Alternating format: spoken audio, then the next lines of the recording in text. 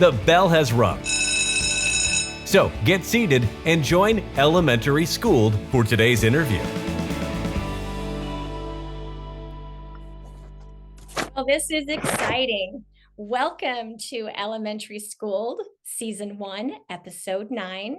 Today we have Jody Carrington, best-selling author. I am so delighted to talk about and express my love for the treasures that you have written in this book, Kids These Days. It's so valuable. The timing was just right. We're going to do 2 episodes. So for this episode, we're talking about how to get kids to calm down, and maybe us too. Welcome. Melanie, thank you for having me. I am so friggin' excited. Utah has become like the place of all the places. So I'm a sweary psychologist who don't really like, I don't even really like kids up here in Canada. And somehow Utah has embraced me. And I have never been more in love with crumble cookies in the history of my life. That's funny you say that. We have some friends that just opened their 3rd store. No! So, yeah. I had no idea. First of all, I had no idea what soda was until I came to you. Now I'm a dirty Dr. Pepper diet somebody. Pepperlotta, right here. I think that if anyone is exposed to this book, I think they'll just eat it up, because as a parent and as a teacher, I just really ate it up. I want you to know the backstory. I read it twice. This summer, well, a friend that I actually interviewed in episode 5, she teaches kindergarten, and she said, "You've got to read this book." I stopped at the section on trauma because, interesting little tidbit, I was just graduating, that's what I'm calling it, from my own process of trauma therapy. I had serious PTSD for about 5 or 6 years. And so I finally decided to do something about it. It took a whole year and then some. And I stopped at that chapter because it was just a little too close to home. But then my husband and I went on vacation, and I brought the book with me and I read it again. And then I just realized as I was reading it, that chapter was so good and so needed. The timing of it. I want you to know that during COVID, that heightened all these emotions in kids and teachers. And I just look at it through a different lens now. So our next episode is going to be on trauma. So I'll save that. But tell me, what motivated you to write the book? Oh my goodness. Okay. So I'll give you maybe just a little bit of a background real quick. So I grew up, we were talking about this before we went on air, but I grew up in a little town in, it's called Viking, Alberta, Canada. So like many like Utah small towns, we're not a lot different. Like I knew the first and last name of every teacher that I had. We had 22 kids that started high school. We started kindergarten together. The same 19 of us graduated together. It's a big hockey town. There's 7 boys in our 7 brothers, 6 of whom make the NHL. So like all we do is, hockey and, try to hide from our parents on the weekends. And so it was, beautiful. And it was a teacher that changed my life. I often talk about her. I open Kids These Days, the book that you're talking about, with the story about Mrs. Holly Nordstrom, because I have no idea what that woman taught me. The literacy and the numeracy evades me. Okay. I go on to get a PhD and I cannot even tell you nothing. I don't even know if it was like language arts or social studies, but I can tell you how she made us feel the day that she had to tell us that the most popular kid in our class that year had been killed. He was the captain of our hockey team. And I remember him as like, just anyway, so his name was Neil. And I remember thinking, I remember what she was wearing. I remember where she was standing. And I remember thinking, even as a 16-year-old kid, if the big people are okay, the little people will be just fine. And I went home that night and I said to my dad, I think I know what I want to do for the rest of my life. I want to be like Mrs. Nordstrom. And he said, "Do you want to be a teacher?" And I was like, "No, I don't like children." And I still don't like kids. I'm not a fan. I have 3 of my own, so I'm kind of coming around, but I'm not a fan. And I decided then, that I really wanted, inspired by this teacher, not because of what she said to me, but how she showed up for our very privileged community who didn't have a roadmap to walk through tragedy, as many, communities don't. But there was an educator at the helm who, without any big training in trauma or emotional regulation or any of those things, knew that she just had to show up, and she did beautifully. And I left that little town and I wanted to be a motivational psychologist. That was the plan. And then I ended up doing a residency and a bit of an externship with our National Police Force. So I became a civilian member of the RCMP, which is our National Police Force up here in Canada. And I started to learn about trauma and organizations and what it looks like when you don't look after your people. And I'm a huge fan of first responders because they do some of the holiest work on the planet. And so I decided that, we do a really poor job in this country and yours of looking after first responders, and we do a worse job of looking after the people who quote them. So I decided that I was going to become a police psychologist, and I thought I would get more credibility if I got a gun. So I applied to get into the RCMP, become a cop first. And we have known each other well. Can you imagine me with a gun? I'm loving this. No, it would be so. And I also don't take direction well. So I was like, I don't. So there was a hiring freeze in this application process. Thank you, Jesus. And then I decided to get into grad school. So I did my master's and my PhD in really trauma related, police psychology. And then I had to do my residency in Nova Scotia, which is just above New Hampshire. And I said, they said, you have to do a rotation with kids. And I was like, listen, I'm not a fan of the children. And they said, you're kind of like when we think you'd be a good fit. And I fell in love with the tiny humans. And I realized that we knew even less about kids and trauma than we knew about adults and trauma. So I did a postdoc in child psychiatry, came back to Alberta because I was still looking for a husband, and it's more target rich here. Anyway, and I landed my first job at the Alberta Children's Hospital, which is like the center of excellence on the psychiatric inpatient unit for kids. And so I stayed there for 10 years, where some of the most dysregulated babies on the planet come to be fixed. Yeah. And I also met my husband, and I always clarify he wasn't a patient. He's a farmer, which is super. And we very quickly, get married, have 3 babies, and move to a small town that he grew up in. And I started a private practice talking about emotional regulation in kids, how you can't behaviorally modify anybody into being great, but that is what the institution of justice, of education, of our parenting models are based on. And we're playing by rules, all those rules that were developed for a world that no longer exists. So I wrote a book about it. We self-published it. It became a national bestseller. I wrote another book called Teachers These Days. It became a national bestseller. And now my third book. And you've got a new book coming out. I know. It got picked up by Feeling Seen. It's called Feeling Seen, and it comes out in 3 weeks. Amazing. So this is friggin' ridiculous, this process. And now I speak in places like Utah and holy work. Oh, I'm telling you, it's amazing. Is. And it's a ride. Well, I think you're probably okay with this because I know you mentioned Brene Brown in a couple spots, and I've been calling you this, so I'm calling you the Brene Brown of education. So I hope you're okay with that.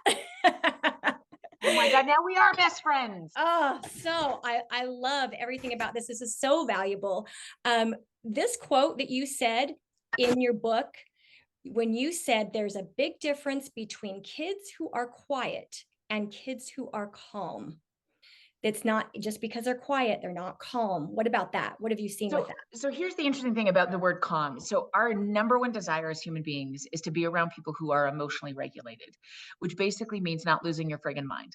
We put a high emphasis in our classrooms and our cultures in everywhere on people who are calm. I mean, you think about if you have an intimate relationship, or you've been married, or you are married, you like it best when your partner is calm.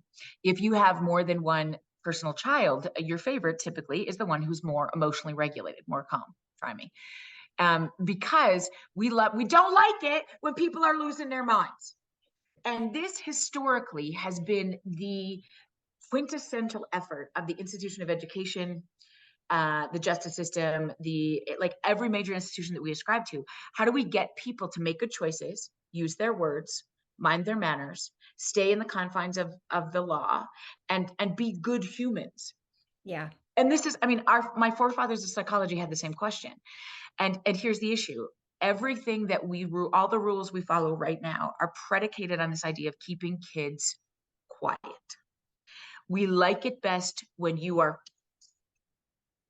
Teachers really like to do that. 1, 2, 3, eyes on me. Eh? I am guilty. Oh, guilty as charged.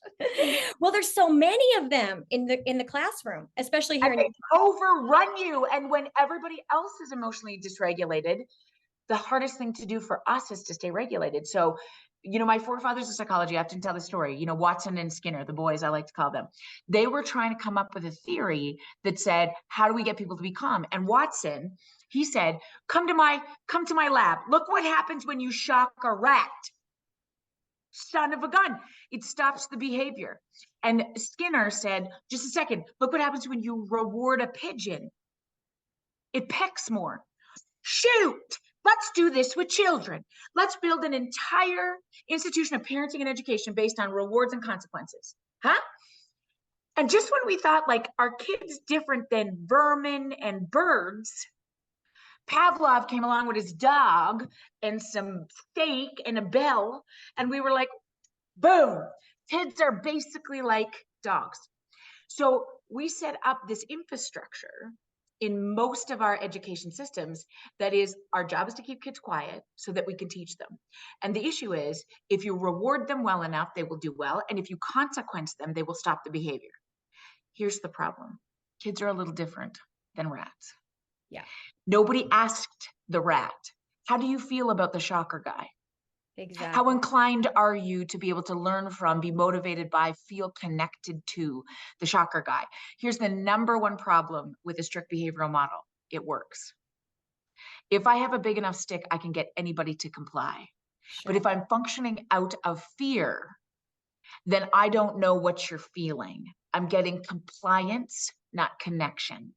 Exactly. And you see, 2 generations ago, this wasn't such a concern because one thing was remarkably different that has changed dramatically from then till now that we haven't kept up with.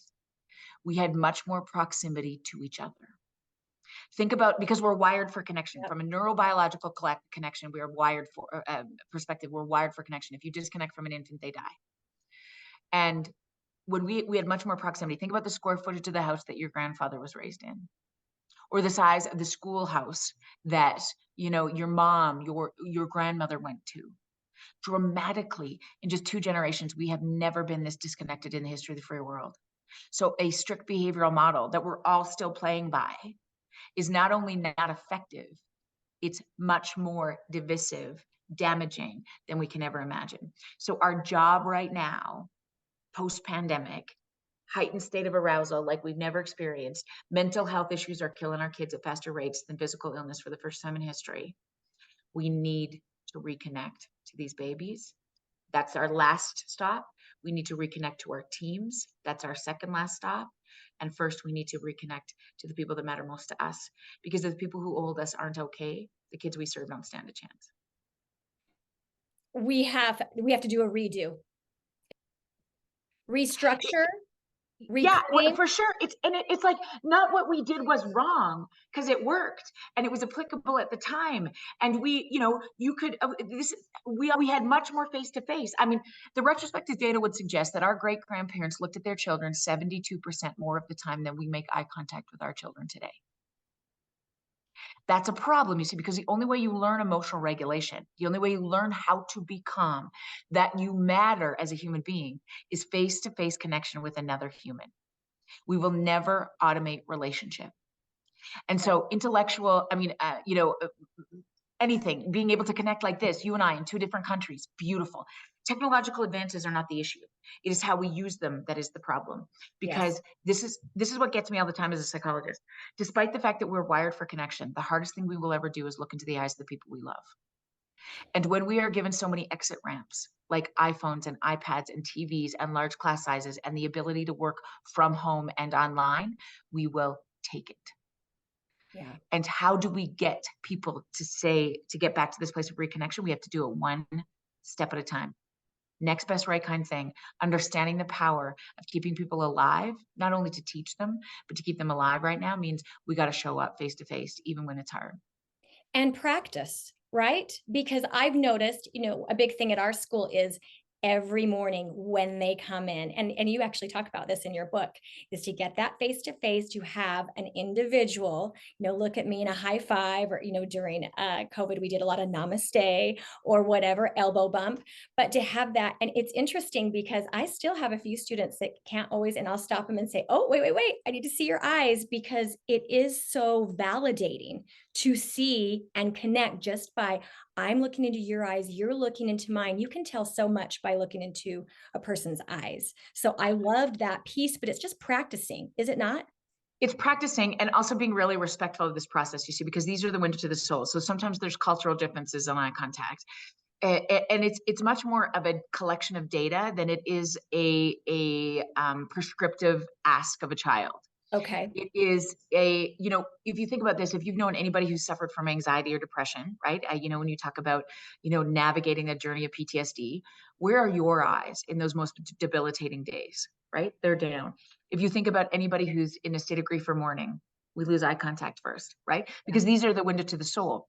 And if I don't know or trust you, if I don't know what's going on inside here, the first thing that's going to go is this. It doesn't mean that the cure is, look at me, eyes on me, look at me, look at me. That doesn't cure it. The answer is not what's wrong with you, why aren't you looking at me, but what happened to you. Yes. And that builds trust and builds One sweet step at a time. Yeah. Yes. Yeah. What's So going on? What's wondering? It's like asking the question, what is that about? Not, you need to comply with me because this is what we're going to do these days. I want to know why. And yes. once I know why, Bruce Perry and Oprah Winfrey wrote a book of that title, right? It's not what's wrong with you, it's what's happened to you. That really allows us as educators and psychologists and parents and as hockey coaches and like all of those things to have empathy for people, because context is a prerequisite for empathy. And when I Absolutely. know your story, we can do hard things. We can step into classrooms of emotionally dysregulated kids for the rest of our days when we are acknowledged, when we have context, when we know that just showing up today, you will not only change a life, but save it. And historically in the system of education, I feel so much, Melanie, that we are trying to figure out how to fix kids or get the literacy or the numeracy right. And we have missed the number one factor, which is we need to start looking after educators. Yeah. We can have all the Chromebooks, but if we don't look after our teachers, our EAs, our bus drivers, our instructional coaches, our secretaries, our custodians, these babies don't stand a chance. It's a shift in understanding who becomes most important. And it's difficult in the system of education to say the kids are the least of our worries, but it's true. You talk about emotional regulation and lid flipping, because that's a big point. When you said that kids really, we can't teach them how to regulate until they are flipping their lid. Will you talk about that? Yeah. So I think here's the issue, right? We really desperately want to get things back to normal. And, the pandemic, I like to call it the pandy, everybody really wants it to be over. But here's the big deal. There's a big difference between removing the stressor and the stress response. And so one of the guys that taught me this best is a guy named Dan Siegel. He's a phenomenal psychiatrist that has written, a brilliant books. Reconnecting is his recent book, and The Whole Brain Child is a different one by him. But he talks about the lid flip, and it's probably the best neurophysiological depiction of emotional dysregulation that I've ever heard. He said, we sort of have these two parts of our brain. What Dan taught me is really this idea that if you if you put your thumb in the inside of your palm and wrap your fingers around your thumb, you have a hand model of your brain. It is functionally, that's the same size as it currently is in your skull. Okay. So your arm represents your spinal cord. Your wrist is your brain stem. And if you flip your fingers up, the limbic system is represented by your thumb. That's where the emotion in everybody's body lives. Every mammal has fight, flight, or freeze. Those are the emotional regulation systems that we're given for free, basically. Okay. And what separates humans from most other mammals is we have that prefrontal cortex, those fingers that wrap around the limbic system. So if you put your fingers back down around your thumb, that essentially, that's where everything you've ever learned in your life lives. How to use your words, the PIN number to your bank card, how to say I'm sorry, kindness, empathy, how to, pick your favorite crumble cookie. Everything you've ever learned in your life lives in that prefrontal cortex, and it lives right above your eyes. And Dan said, I want you to think about this as a lid. When your lid is on, you have access to everything. And he said, have you ever heard this term? She's flipped her lid, lost her friggin' mind. Huh? What we're talking about is, when you think about this, when you bring a baby home from the hospital, how do they let you know what they need? They cry. They lose their friggin' mind. Guess what the job of big people is? to regulate them, to put that lid back on. And in fact, there's a quote by a dead guy named Ram Dass that it changed my life when I heard it. He said this: we are all just here walking each other home. We are all just here walking each other home. And I will commit the rest of my career to the institution of education, because I have never met more holy souls than the people who stand up and say, I want to teach somebody else's children, because you are the quintessential walkers of the most important part of the next generation. You say the job of little people is to flip their lid, to lose their friggin' minds. Guess what the job of big people is? To walk them home again and again and again. Because the issue is, I can't teach a flipped lid. No matter how much I consequence, if I have a whiteboard with stuff flying out of it, if everybody gets a friggin' behavioral support plan, chart, IPP, LMNOP, QRS, doesn't matter. If their lid is flipped, you cannot teach a limbic system. It's neurophysiologically impossible. We need to teach the importance of the big people in regulating emotion first. And if a teacher, custodian, bus driver, EA, hockey coach's lid is flipped, they lose access to everything they've ever learned: kindness, empathy, connection, communication. The big people are our priority. If we understand how to keep our lids back on, the job of little guys is to lose their mind, because the chaos is necessary to learn the calm. When your lid is on, I could practice all the skills. I could say to you, Mel, what are we going to do the next time your baby loses their mind? I wrote a best-selling book called Kids These Days. And if you watch me with my own personal children, you wouldn't buy the book, because I wrote that when my lid was on. Yeah. When I put my lid, I lose my mind. I lose access. And so we do this with kids all the time. We say, okay, Jackson, look at me. Look at me. What are we going to do when Hillary pushes you on the playground? Okay, eyes on me. You tell me what's our plan. And Jackson's brilliant, you see, because in this moment, when his lid's on, he says, I'm going to use my words. I'm going to journal. I'm going to blow out my candles. I'm going to find an adult. And you're like, Jaxie, that's amazing. And you fist bump and you high five and you do the things. And 27 seconds later, that life sucking Caillou goes out onto the playground and Hillary bumps him and he throat punches her. Yeah.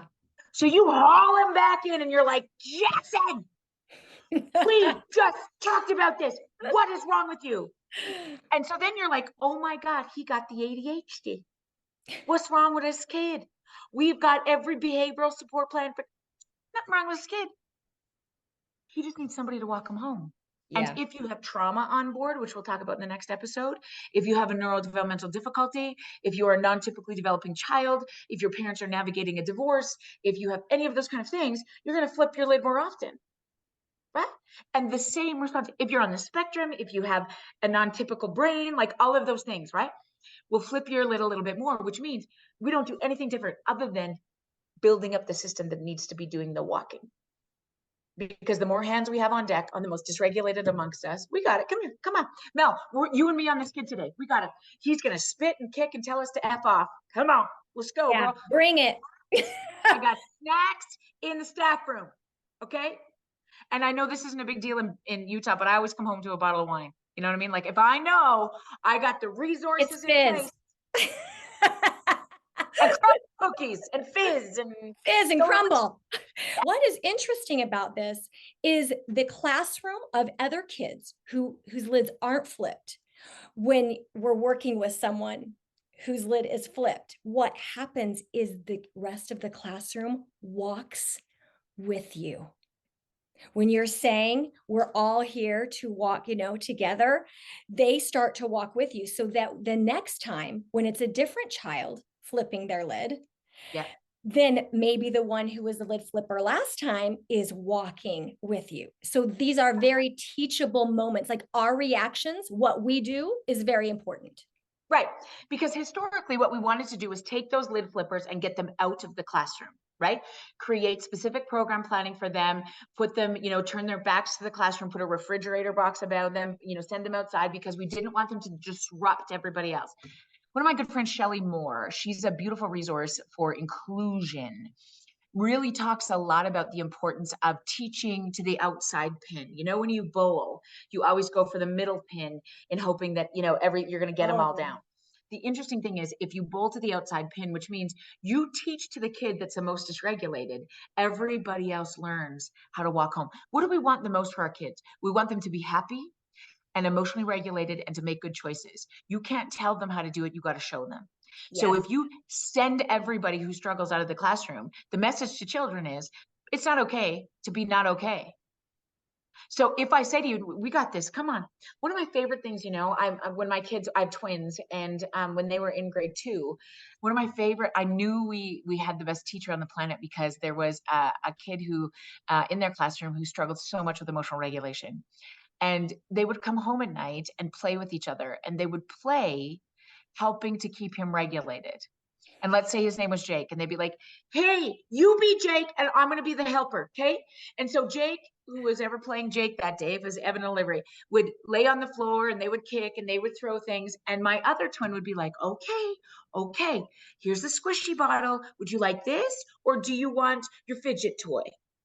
And I was like, yes, done. They are watching how to co-regulate emotion. And when they stay in the classroom, now listen, is there take charge moments? Yes.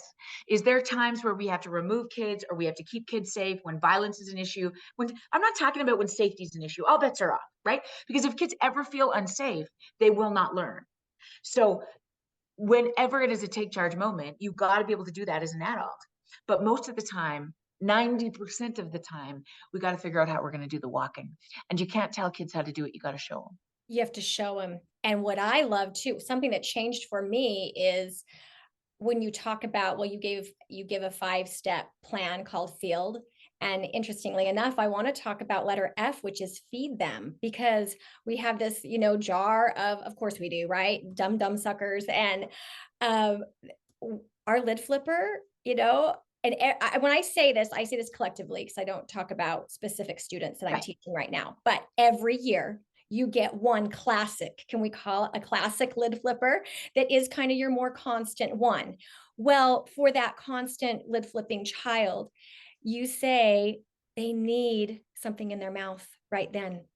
And that is a big deal. That's become a big deal because oh my God. Because from a behavioral model, we historically use food as a reward. Okay. So you pee on the potty, you get a Smartie. You make a good choice, you get to choose from the treat bin, right? But here's the interesting thing from a neurophysiological perspective, you cannot chew and swallow with a flip lid. So say it again, because that was insightful to me. You cannot chew and swallow with a flip lid. And when a kid is emotionally dysregulated, the last thing we want to do, particularly from a behavioral perspective, is reward them. So we make them earn it, right? When you're calm, then I'll give you this. Here's the interesting thing about getting a drink of water, a drink of juice, having a snack, right? Is being able to do that. If you can chew and swallow, your lid goes back on. Because biologically, it's impossible. If you think about, you know, so even, you know, I think about my own kids, you know, like if they've just said, I hate you, mommy, and they, you know, they throw something and I'm like, that's it, time for a break. The last thing we want to do is come in with like, can I get you some water? Right? Because we're like, they didn't earn that. We got to punish them. We cannot show them that, you know, we're weak. But here's the interesting thing. If I can get my daughter to take a drink of water, and I mean, think about this. If you lose access to language, you also can't process language. Okay. So if you can't produce it in a verbally able child, if you can't produce it, you can't process it. So if I come into her room and she's like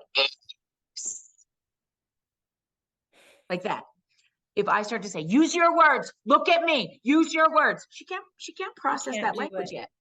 So if I say, okay. And she said, get out. I can say, can I get you a drink of water? No, I don't like water. And if she says, I want juice.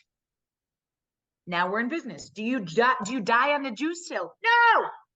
If you need to drive to Farmington from Salt Lake City, you get the juice. Okay. I'm just kidding. You don't actually have to, but the idea is I don't want to get in that battle. I might be able to say, let me see if I got some juice, honey. Or I might say, you know what? All I have right now is water. Let's take a sip and we'll figure it out. If I can get you to take that sip, you're going to put your prefrontal cortex on, and then I teach. This is not an end game. I'm not just going to get you regulated. And then I'm going to say, okay, I might say something like, what happened here? Right? We flipped the table. The other number one tell when a kid is regulated is they have the ability to take a deep breath. When you're emotionally dysregulated, you breathe like this. It's shallow. So if you've ever, got into a debacle with a child, and they take a drink of water and they go, you say, what just happened here? Why did you and Johnny got in a fight? Johnny told me that I was a cheater and I did not cheat at that game. Okay, here we go. Yeah. Let's figure this out, right? Then we do repair, then we walk them home, then we do all the and we might flip again. She said, oh, no. Okay, no problem. The teaching isn't in the consequence. The teaching is in the emotional regulation. Yes. The walking home part, right? The consequence becomes irrelevant. And to say, I'm okay with you being angry. Like, right? Isn't that part of like, I'm really okay with it. You have every right now to be angry. And I think they really like hearing that. Just a little validation of, I bet you, yep, your ball got stolen out there. You brought your favorite one from home. An older student took it on the playground. I'm so with you. That would upset me too. A little bit of that. The breath comes. We're talking. That's the goal. Here's the deal. When you're acknowledged, you rise.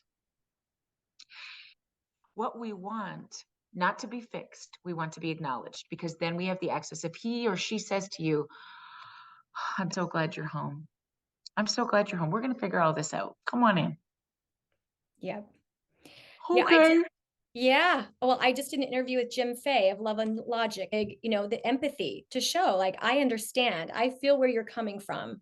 So when we're walking them home, does the talking have to necessarily be part of that? Like, what if they, if they don't want to talk?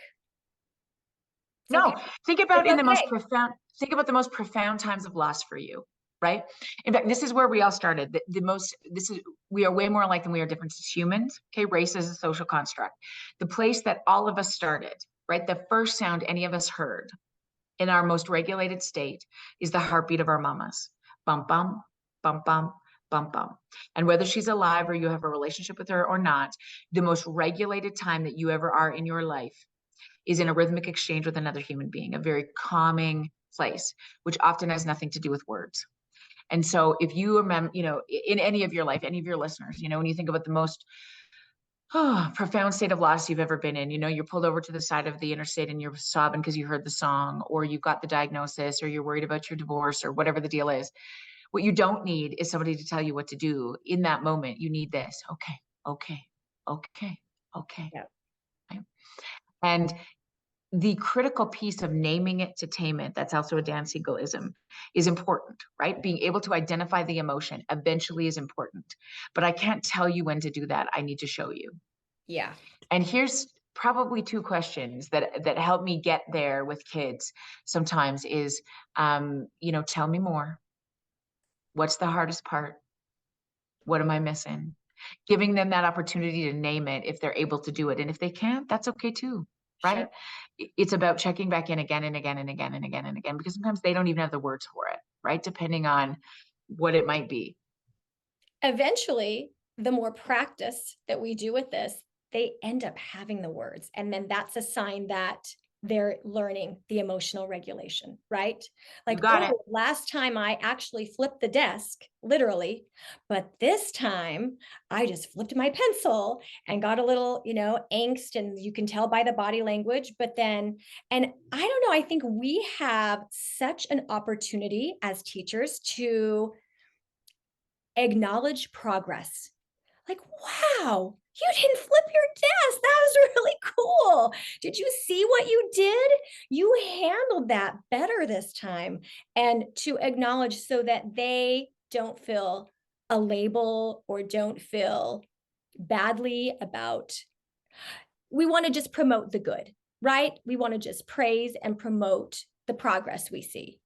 Yeah, I think that's sort of a two-part process, right? In terms of like regulating emotion in the moment, and then also really sort of that part of acknowledgement is really sort of identifying how far you've come and what you've done. And, you and I really appreciate that too. Like when I say to you, you're like, I'm exhausted. I got, 6 kids on IPPs. We're not making any progress. And I could say to you, Mel, that baby didn't come 6 days last year. And he comes 2 times a week because of you.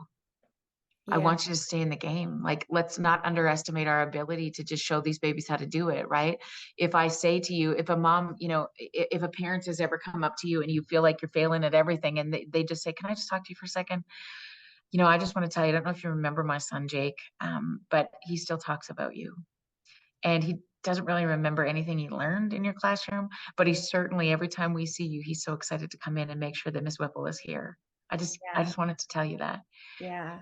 That acknowledgement allows us to rise. And it's so true of our staff. It's Yes. so true of each other. Think about really in the season of burnout and disconnect, really never underestimating your power to do that with each other. Because the more we do that, then sort of it becomes that collective ability. When you're having an off day, I got you. When I'm having an off day, you got me. And we're wired to do hard things. We're wired to do all of this. We just weren't meant to do any of this alone. Absolutely. And I want to encourage parents to communicate with their teachers. I live in a lovely community and parents and families are really good about that. But if you have a classic lid flipper, that's usually the family that isn't communicating with you as well a lot of times. And sometimes it's maybe a little bit of embarrassment or something. They feel upset too about the child's behavior if it's happening a lot at school and at home and they don't know what to do. But that communication piece is really important because I want to say to a parent, I'm in your corner. But teachers Oh, like to hear it too. If parents well, say, you, I'm in yes. your corner. Yeah. Well, you can't give away something you've never received. And Yeah. so oftentimes, and this isn't always the case, but like, listen, all of our kids flip their lids. Yes. All of us flip our lids. Like, Absolutely. the more you have on your plate, marginalization, an experience of racism, abuse, neglect, trauma, any of those things that if you have been raised in multiple generations of abuse, neglect, and trauma, nobody's ever walked you home. Nobody's ever shown you how to do it. It becomes very difficult to give it away. And so when we look at parents, the ones who need it the most are the hardest to give it to. Yeah. And don't underestimate your power. I mean, to phone home to the one that is like only showing up 2 days a week, putting a banana in the lunch and complaining about everything you do. If you have the ability to call home and just say, hey, can I talk to you for a second? What? I just want to tell you, Jack's had an amazing day today. I think he's such a cool kid, Mama. I don't know what you're doing, but you're doing something right. Today was an awesome day. And she'll be like, sorry, what's wrong? Like, is anything wrong? And this is not the time for you to implement a teachable moment. And you say, not a thing. I hope you have a good day. Now, 20 seconds. What happens when Jackson walks through the door that night to his mama, who has never heard that one time from her mama or her grandmama or anybody else that she's a good human, that she's doing things right by her baby? You It's a took big 20 deal. seconds. And when Jaxie walks through that door that night, she said, Mrs. Whipple called me today. She said, you're amazing. And you listen to that, Mrs. Whipple, okay, because she makes good choices. I like that one. And the next time you have to call to say, like, Jackson throat punched Hillary. I just want to tell you, I know that he's such a great kid, and sometimes big, now you have somebody, Yeah. So don't underestimate your ability to show up for the people who need it the most, because they'll be the hardest to give it to sometimes. Doesn't mean they don't deserve it.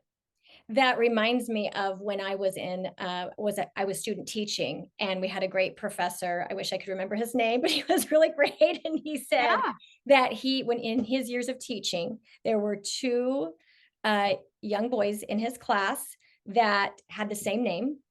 And one was a classic lid flipper. And the other one was like star student, did everything right, was just always, responsible and getting his work done and all the things that, you love for a top student. Well, he got those two mixed up at conferences. So the student that was at the top of his game, he was telling the parents, we're having some struggles, and he worked that out later. But the other one was the lid flipper. And he was telling the parents, he's amazing because he's thinking of the other student, and just went on and on. He said that was a game changer because it's just what you just said. Can you believe this story? So the kid comes home and they're like, this is the first time your teacher gets you and loves you. And he was thinking of his behavior and was so confused by it, but was like, my parents are happy. I'm going with it. Then there was this change. Isn't that telling? Oh, I love that. I love that. It's like you give kids opportunities to rise, and they will give you their best ability to do so. It's, I say this all the time. I've assessed and treated over 1,000 kids in this country, and I've never, not one time, met a bad kid. Not one time. Amen. I've met a lot of kids who lose access to their best abilities. And so our job isn't to punish them for it. It's to help them get back there. I want to share just a scenario, because I think you could probably ask any teacher, think of one of the most challenging students you've ever had. And for me, it was probably 20 years ago, but I was teaching in California. I had this student that was very, very angry. And I was really trying to figure him out. And he was my one that would flip his desk, would flip chairs, would throw backpacks. So one day I pulled him aside and I just said, okay, look, you don't have to tell me why you're angry, but I bet it's justified. And he just kind of had that look like, oh, she's not going to make me talk. But he kind of had that look like, yep, I do. And I said, here's the deal. I just don't want you to get in trouble. I don't want you to hurt another student. And I don't blame you if you have something to be angry about, that you wouldn't want to flip that desk or chuck that backpack. I don't blame you, but here's the deal. And we had like kind of a courtyard outside of our classroom. I said, how about this? Could this be an option? You could either write about it, because like you said, some kids, they do take to journaling, and it's usually girls that will just love to fill those notebooks, and they'll tell you every detail. But for boys, where that writing skill comes later, they don't want to sit and write. So I said, you could write about it. You could write about it anytime. Just get whatever we're doing. You just stop. You could write about it, or you want to just leave the classroom. And as long as you can see me and I can at least see the top of your head, you can walk that courtyard as long as you need to. And so Beautiful. it was so fascinating, Jody, because he would leave at the most random time. He didn't initially. He was still fighting it, because part of it was like sending a message to the rest of the class, like, look at me. This is kind of how he gained control or power and making a statement. But when he sensed that, I like you, I really care about your progress. I care about you. I think you're fun. You have all these great gifts. As soon as he realized that, he would just go out, and I just remember, because the way the windows were in the class, I would just see the top of his head, and he would just be pacing. And you would think, is he going to come back? He would always come back. Fascinating. I love it. What other strategies do you try to tell teachers where the lid flipper in the class is different when you're at home, and you have a whole classroom? Are there any other pieces, strategies? Yeah. I mean, I think, people always say that, we sort of get into this place of panicking about like, okay, so what do you do when you have 5 lid flippers? What do you do when, what about all the other kids in the classroom? And listen, like there's no easy answer to that. Right. Which is why teaching becomes such a critically important job. It's like, you do the best you can with what you got on any given day. It's enough. Yeah. And, you sort of like, the thing that I often take solace in, right, is that the lid flippers typically aren't surprises. These babies. You don't come into the staff room and be like, oh my gosh, Emily's losing her friggin' mind today. If it's an outlier, everybody panics. There's lockdowns that happen. What is going on? If mostly the people who lose their minds are not surprises. So what's the story about them? What are we doing as a staff team? If you were to give me your top 3, I created this program. It's called Trauma Integrated Education for schools. And it's really about training administrators and mental health professionals around telling the stories of kids. So that staff understand them, because context is a prerequisite for empathy. And if you can, give me your top 3 in any school, they're not surprises. Collectively, your staff would agree. Here's the top 3 or the top 5 who we're worried about right now. And they might not be the loud, proud lid flippers. They might be the ones who are like hoodies down, hair down, show up one day a month kind of kids. But they're not surprises. And so what do we know about those kids as a collective team? How do we tell the story about them and then build a program around it? And I think that, you do the best you can with what you got. on any given day. That's it. That's Yes. all we can do. There, we have the opportunity to really influence so much in their life by validating their story and 100%. teaching them that it's okay. 100%. I love this. Is it ever too late to teach No. emotional regulation? Mm-mm. Mm-mm. No, if I did that, if I believe that to be true, I wouldn't do this work. That's right. Mhm. Yeah, I like how you talked about in that book. I like to end with a Christian thought. And the one that kind of came to me this week was, it's actually in Hebrews 13, to do good and communicate. For with such sacrifices, God is well pleased. And what I get from that, I love Amen. that verse, because all behavior is communication. I learned that years ago. But what are we communicating back? We are the hands that these babies are in. And so what, no matter how a person listening works with children, if you're grandma, if you have a Sunday school class, however you work with a child, you're going to see a tricky child. You're going to work with a tricky child. What is the communication that we're giving back? But that sometimes it is a sacrifice. It's a lot of time to understand that child. We have something here called prep. I don't know if your schools up there do it, where it's basically your preparation time that you get for about an hour Yeah. a day.